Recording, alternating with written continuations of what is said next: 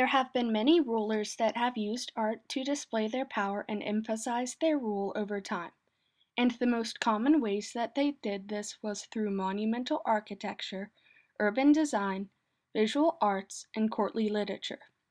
Monumental architecture was far more commonly used by rulers than urban design, visual art, and courtly literature.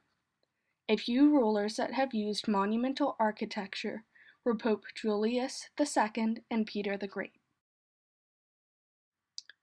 Pope Julius II used his monumental architecture to spread the power of the Church and spread the Catholic faith, while Peter the Great used his establishing of St. Petersburg in the building of huge, elaborate buildings.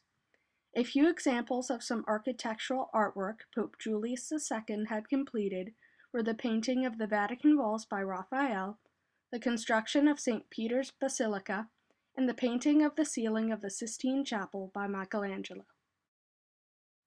The establishing of the great city of St. Petersburg, and Peter the Great's naming it after himself, showed the Russian civilians how powerful he was.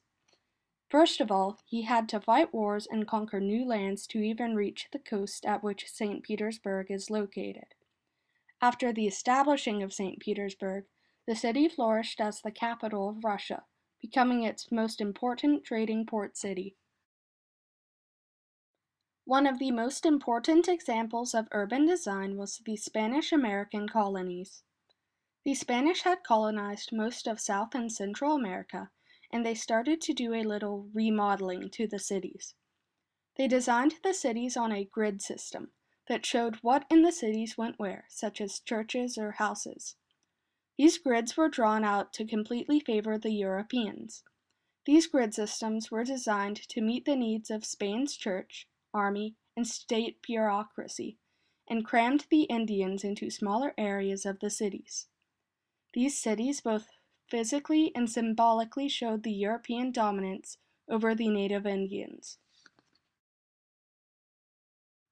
Visual arts were used to display political power by both African kingdoms and the Ottoman Empire.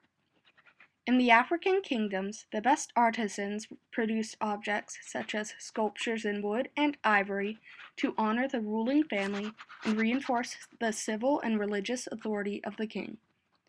Architecture, weaving, and other decorative arts were also used to represent the ruling family's power. Meanwhile, in the Ottoman Empire, after his armies seized Constantinople, Mehmed II, the ruler at the time, used his power to restore the city, converting the St. Sophia Church into a mosque and rebuilding the city using traditional Islamic architecture to design new buildings and mosques.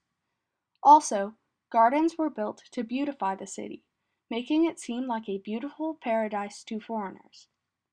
Later, ruler Abbas I built many mosques in the capital, Aswan, after coming to power, as one of many efforts to further establish his power.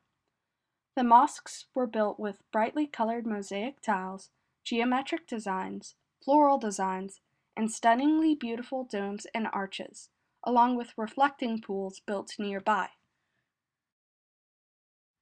In addition, many rulers were patrons of the arts in their own empires, and funded large architectural projects as well as painting and sculpting projects. Some examples of this were many European monarchs, as well as the Mughal rulers Jahangir and Shah Jahan, who funded the building of the Taj Mahal. Courtly literature was a more uncommon form of expressing political power through art, being mainly prominent in China due to the heavy emphasis of Confucian teachings and the influence of the scholar gentry. After the Emperor Hongwu rose to power, he re-established and expanded the examination system for the scholar gentry in order to gain the scholar gentry's cooperation. In addition, Hongwu deleted sections from Mencius's writings that he did not like from the imperial exams, and controlled all of the information on the exam itself.